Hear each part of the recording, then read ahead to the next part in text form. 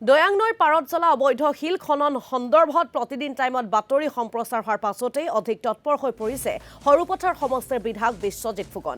অসম নাগালেণ্ড সীমান্তলৈ পৰিস্থিতি বুজ ল'বৰ বাবে গুৱাহাটীৰ পৰা এক উচ্চস্তৰীয় দল ৰাওনা হ'ব বুলি সামাজিক মাধ্যমযোগে জনালে বিধায়কগৰাকীয়ে।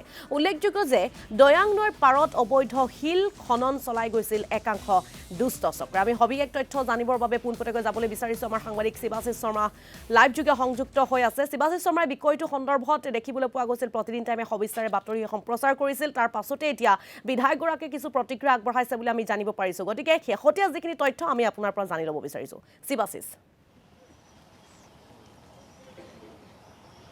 হয় ঋতুমণি চাওক, প্ৰতিদিন টাইমত ধাৰাবাহিকভাৱে বাতৰি সম্প্ৰচাৰ হৈছিল আৰু আমি পূৰ্বতো দুমাহ আগত এগৰাকী যি লোক আছিল শিলৰ কুঁৱাৰীৰ বা দয়াং নৈত যি অবৈধ শিল খনন হৈছিল, সেই শিল খননৰ গাঁতত পৰি এগৰাকী কণমানি শিশুৰ মৃত্যু হৈছিল। সেই বাতৰি আমি আজি পূৰ্বৰ দুমাহ আগৰ পৰা আমি ধাৰাবাহিকভাৱে প্ৰতিদিন টাইমত সবিস্তাৰে বাতৰি পৰিৱেশন কৰি আছিলোঁ আৰু তাৰ পাছত দেখা পোৱা গৈছে যে আজি কিছুদিনৰ আগত দয়াং নৈত যি অবাধ শিল খনন হোৱা পৰিলক্ষিত হৈছিল, যি ৰেংমা বনাঞ্চলত উচ্ছেদ হৈছিল আৰু উচ্ছেদৰ পৰৱৰ্তী পৰ্যায়ত দয়াং নৈত অবাধভাৱে যি শিল খনন হ'ল, তাৰ পাছত দয়াং নৈৰ যি পৰিকাঠামো বা দয়াং নৈৰ যি সুঁতি, সেই সুঁতি সলনি কৰিবলৈ উঠি পৰি লাগিল। এটা কথা উল্লেখ কৰিব লাগিব, অসম আৰু নাগালেণ্ডৰ যি সীমা নিৰ্ধাৰণ কৰিছে দয়াং নৈৰ যি পৃষ্ঠ অসমৰ ফালে আচলতে খান্দি তেওঁলোকে অসমৰ মাটি নাগালেণ্ডলৈ আচলতে হস্তগত কৰাৰ এটা চক্ৰান্ত কৰিছে। তাৰ সমান্তৰালভাৱে দয়াং নৈত যি অবাধ শিল খনন হৈছে, সেই বাতৰি পৰিৱেশনৰ পাছত সৰুপথাৰ সমষ্টিৰ যিগৰাকী বিধায়ক, সেই বিধায়কগৰাকী অধিক তৎপৰ হোৱা পৰিলক্ষিত হৈছে আৰু সামাজিক মাধ্যমত কালি এটা কথা উল্লেখ কৰিছে যে গুৱাহাটীৰ পৰা এটা উচ্চস্তৰীয় দল অসম নাগালেণ্ড সীমান্তৰ সেই যি খেৰবাৰী অঞ্চল বা দলনি পথাৰ য'ত অবাধভাৱে শিল খনন হৈছিল, সেই ঠাইসমূহ পৰিৱেশন কৰিব।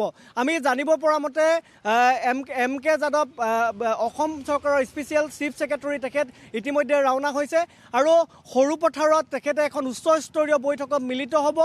সৰুপথাৰৰ যি চাৰ্কিট হাউচ আছে, সেই চাৰ্কিট হাউচত গোলাঘাটৰ আয়ুক্তগৰাকীৰ লগত তেখেতে উচ্চস্তৰীয় বৈঠকত মিলিত হ'ব।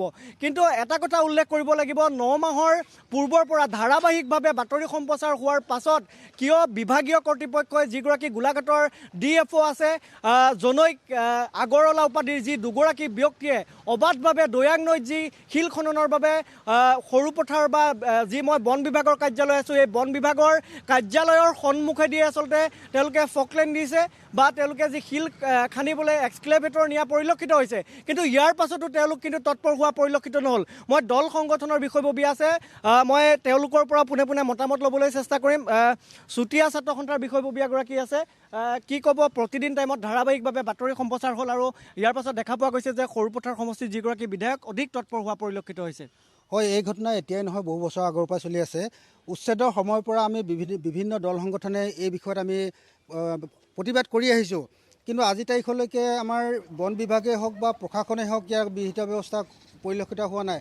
সিদিনা আমি পুনৰ প্ৰতিবাদ কৰাৰ কাৰণে আমাৰ যিটো উৰিয়ামঘাট আৰু বনাঞ্চলৰ সংযোগী পথৰ দলংখনৰ কাৰণে আমি প্ৰতিবাদ কৰিলোঁ। তাৰ প্ৰতিবাদ বন্ধ হোৱাত শিল মাফিয়াৰ লগত যিখিনি সম্বন্ধ আছিলে বন বিভাগৰ, তেওঁলোকে মানে কি হৈছে, হাহাকাৰ পৰিস্থিতিৰ সৃষ্টি হ'ল আৰু সেই হাহাকাৰ পৰিস্থিতিৰ সৃষ্টি হোৱাৰ কাৰণে আজি এনেকুৱা এটা পৰিৱেশ পাইছে যে গুৱাহাটীৰ এটা উচ্চস্তৰীয় দল ইয়ালৈ আহি পাইছে। আমি সেই দলটোক আমি আহ্বান জনাইছোঁ, তেওঁলোকে সৰুপথাৰ চাৰ্কিট হাউচতে সভা অনুষ্ঠিত কৰি ইয়াৰ পৰা যাতে ঘূৰি নাযায়, আমাৰ যিখিনি প্ৰাকৃতিক পৰিৱেশবিলাক ধ্বংস কৰিছে সেই অঞ্চলসমূহ পৰিদৰ্শন কৰি তেওঁলোকে এটা বিহিত ব্যৱস্থা কৰিব লাগে।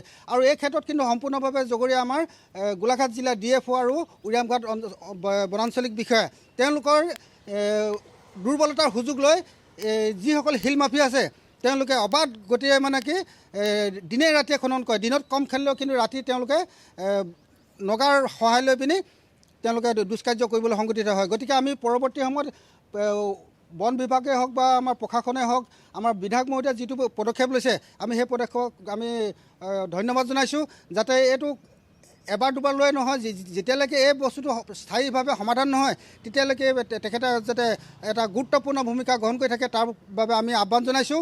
গতিকে সজাতি দলটো আহি পিনি বিভিন্ন দল সংগঠন আছে তেওঁলোকৰ লগত সহযোগ কৰি ঠাইসমূহ পৰিদৰ্শন কৰি পিনি এক বিহিত ব্যৱস্থা গ্ৰহণ কৰিব বুলি আমি দাবী জনাইছোঁ।